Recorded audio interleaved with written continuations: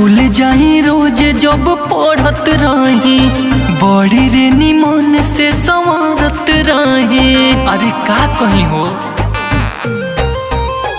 School जाई रोज जब पढ़त रही, बड़ी रे निमन से संवरत रही। का कहीं सखी अब डर लगे एने उने झांकला से, कजरा लगावल छोड़ देनी है दो गलावन के ताकला से। का कहीं सखी अब डर लगे एने उने झांकला से, कजरा लगावल छोड़ देनी है दो गलावन के ताकला से।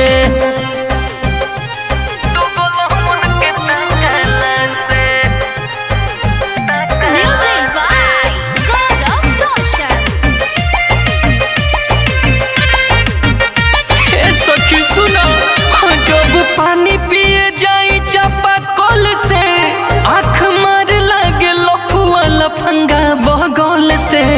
सखी रे माने न कहल से, लत खोरन के कमी नइखे।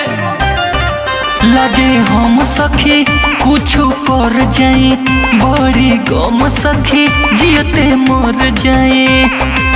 धीरे धीरे रोडवा पे चलिले हम, डोरिले मटाकला से।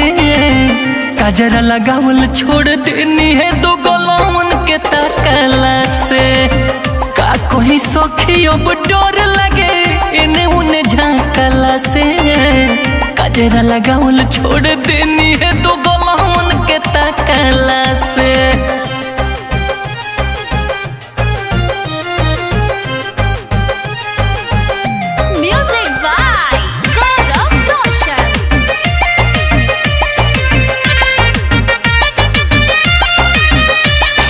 सुनी जिया जोरे नागेंदर के, संगे संगे सखी गौरव जवल भास करके। मन करे पीट दी धर के, तुम को के रख दिल बड़ा सन। सबसे नफरत बा केहू से न प्यार बा, काका कही का हनी बरियार बा।